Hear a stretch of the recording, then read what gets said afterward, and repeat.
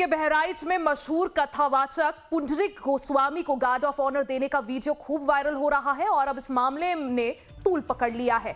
मामले को बढ़ता देख अब डीजीपी ने एसपी से सफाई मांगी है। वहीं आजाद समाज पार्टी के मुखिया चंद्रशेखर आजाद ने भी तीखी प्रतिक्रिया देते हुए इसे संविधान पर हमला बताया है। वीडियो में कथावाचक पुंडरीक गोस्वामी एक सफेद रंग की एसयूवी गाड़ी से उतरते हुए नजर आ रहे हैं।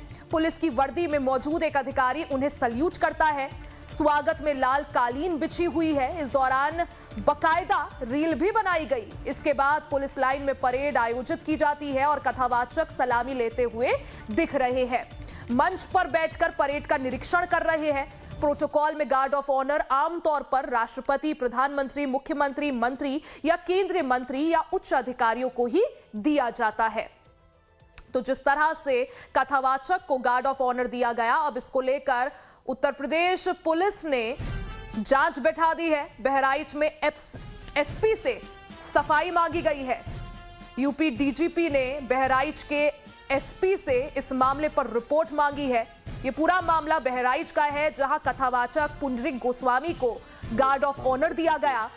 बकायदा वीडियो भी बनाई गई, रील भी जारी हुई, जिसके बाद जब ये वीडियो वायरल हुई तो इस मामले ने काफी ज्यादा तूल पकड़ लिया। आमतौर पर गार्ड ऑफ ऑनर सिर्फ किसी प्रोटोकॉल के अनुसार आमतौर पर राष्ट्रपति, प्रधानमंत्री, मुख्यमंत्री, मंत्री, केंद्रीय मंत्री या उच्च अधिकारियों को दिया जाता है। ऐसे में किसी कथावाचक को जिस तरह से गार्ड ऑफ ऑनर दिया गया, इसको लेकर अब सवाल उठ रहे हैं। नगीना से सांसद चंद्रशेखर आजाद ने भी इसको लेकर प्रतिक्रिया दी थी, सवाल उठाए थे। अब ऐसे में पुलिस प्रशासन एक्शन में आया है। यूपी डीजीपी ने बहराइच एसपी से इस मामले पर जवाब मांगा है। सेवा का सौभाग्य।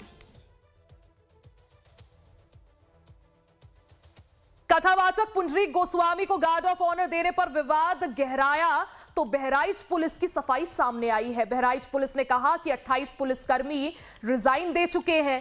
ट्रेनिंग की कड़ी मेहनत से वो टेंशन में ना आए, इसलिए योग और मोटिवेशनल स्पीच प्रोग्राम कराया जाता है। उसी क्रम में आचार्य पुंडरीक गोस्वामी को बुलाया गया था। तो जिस तरह से पूरा मामला अब गर्माता जा रहा है, गहराता जा रहा है, इसको लेकर अब बहराइच पुलिस का स्पष्टीकरण और जवाब सामने आया है।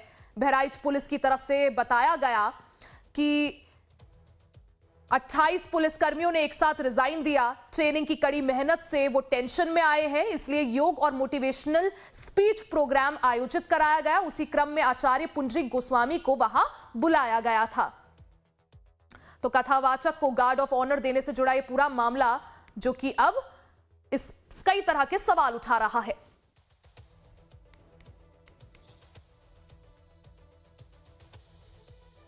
आजाद समाज पार्टी के मुखिया चंद्रशेखर आजाद ने भी इसको लेकर निशाना साधा। पोस्ट कर उन्होंने लिखा कि भारत कोई मठ नहीं बल्कि एक संवैधानिक गणराज्य है और राज्य किसी धर्म विशेष की जागीर नहीं।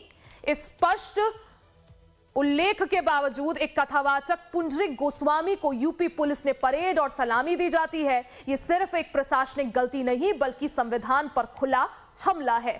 तो कथावाचक को गार्ड ऑफ ऑनर देने के मामले को लेकर नगीना से सांसद चंद्रशेखर आजाद ने भी सवाल उठाए। उन्होंने एक्स पर पोस्ट कर यूपी प्रशासन पर निशाना साधा। उन्होंने एक्स पर पोस्ट कर लिखा कि भारत कोई मठ नहीं बल्कि एक गणराज्य है। मां भारती के परम सेवा का सौभाग्य सतत काल तक हमें प्राप्त रहता रहे।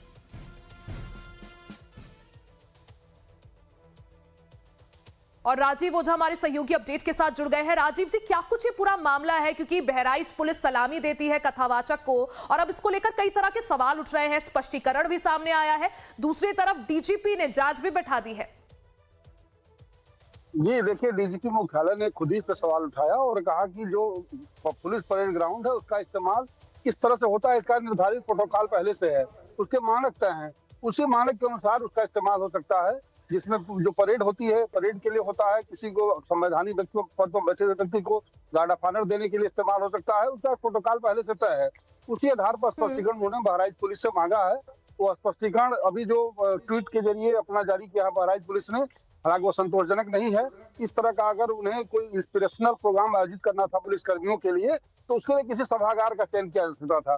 पुलिस परेड ग्राउंड का इस्तेमाल किए जाने पर सारा सवाल इस पर है कि पुलिस परेड ग्राउंड का इस्तेमाल कैसे किया गया और उसमें उन्हें गार्ड ऑफ ऑनर क्यों दिया गया। मोटिवेशनल स्पीच कराने पर कोई रोक नहीं है। यहाँ पर लोक भवन में मुख्य सचिव के स्तर से कई बार ऐसा कार्यक्रम अपने सचिवालय के कर्मचारियों के लिए और जो प्रोबेशन पर अधिकारी होते हैं उनके लिए कराया जाता है, मोटिवेशनल स्पीच कराई जाती है। तो ये कार्यक्रम तो होता रहता है, लेकिन पुलिस परेड ग्राउंड का जो इस्तेमाल हुआ है और गार्ड ऑफ ऑनर दिया गया है, सवाल इस पर है। जो लोग भी सवाल उठा रहे हैं वो निश्चित रूप से उन्हीं विषयों को लेकर के कर रहे हैं और यही वजह है कि डीजीपी मुख्यालय को स्पष्टीकरण से मांगना पड़ा है। विवाद आगे बढ़े इससे पहले डीजीपी मुख्यालय खुद आगे आया और उसने एसपी से स्पष्टीकरण मांगा है।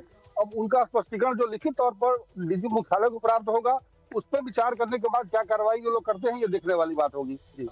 क्योंकि राजीव जी देखिए, जैसा आपने बताया कि प्रोटोकॉल जो है गार्ड ऑफ ऑनर देने का वो तय है। अब ऐसे में चाहे मोटिवेशनल कार्यक्रम भी कराया जा रहा था पुलिस वालों को मोटिवेट करने के लिए, बावजूद इसके देखिए वहां पर रील बनाई जाती है, वीडियो तैयार की जाती है, रेड कारपेट वेलकम दिया जाता है, गार्ड ऑफ ऑनर दिया जाता है। और ऐसे में बहराइच पुलिस का ये कहना कि कार्यक्रम आयोजित किया था मोटिवेट करने के लिए, कितना सही?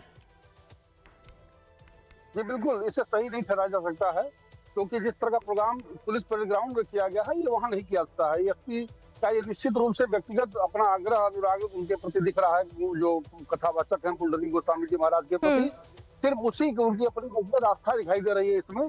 इसे कहीं से नियमानुसार जस्टिफाई करना मुश्किल होगा। यही देखिए जो उन्होंने सफाई अपनी दी भी है, जो एक्सपर्ट पोस्ट के जरिए बहराइच पुलिस के आधिकारिक ट्विटर हैंडल से सामने आया है, उसमें जो बात कही गई है वो कहीं से उन सवालों का जवाब नहीं देती है जो संवैधानिक विषयों को लेकर के उठाए गए हैं। जो जवाब है उनका वो जवाब बहुत प्रैक्टिकल है।